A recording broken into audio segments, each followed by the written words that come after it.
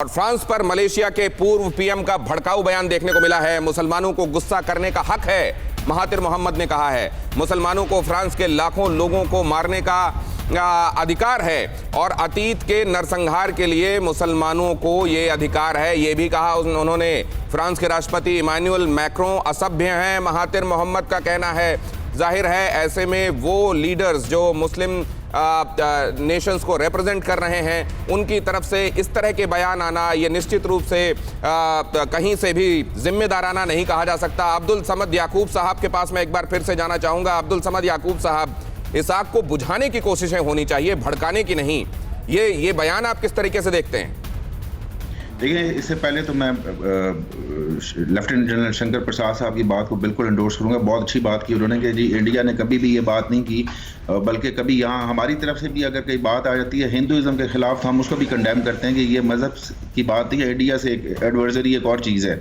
लेकिन मैंने आपसे यही बात कही कि हमने वेस्ट को कन्वे करने में हम नाकाम रहे कि एक जो पर्सनालिटी है वो हमारे लिए कितनी सेक्रेड है। एक चीज़ को छोड़ के आप बाकी जो मर्जी मुसलमानों के खिलाफ या जो मर्जी आप कर लें वो कर लें, तो ये कन्वे करने की ज़रूरत है। और दूसरी बात ये कि यहाँ पे जहाँ मैक्रोन की बात है, टर्की तो उसका पहली एडवर्सरी है और हिस्टोरिकल एडवर्सरी है, ग्रीक सीज में भी उनका वो, तो टर्की को भी एक मौका मिल गया कि ये इस चीज़ को एक्सप्लॉइट किया जाए, इस चीज़ को और बढ़ावा दिया जाए कि मैक्रोन के खिलाफ एक और मुसलमानों में कैंपेन बढ़ाई जाए।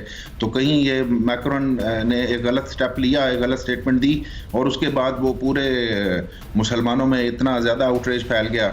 और मज़ीद आपने देखा होगा कि उर्दुआन उसको ओपनली डेयर कर रहा है और उस मुसलमानों में और ज़्यादा वो नफरत वो बढ़ा रहा है, जिससे फिर एक्सट्रीमिज़म या इस तरह की चीज़ें और बढ़ेंगी। आप सोफिस्टिकेटेड वे में आप प्रोटेस्ट ज़रूर करें उनके खिलाफ, जिस तरह मुंबई में हो रहा है। इट इज़ अ सोफिस्टिकेटेड वे कि आप नफरत का इजहार कर रहे हैं, ना कि आप किसी को जाके छुरे घूम रहे हैं।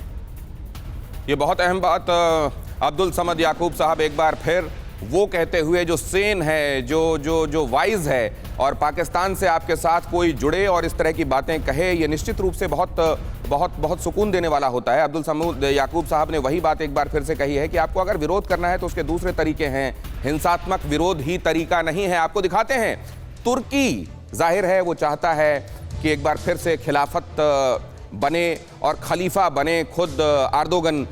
तो तुर्की एक तरफ और दूसरी तरफ कौन है तुर्की के साथ?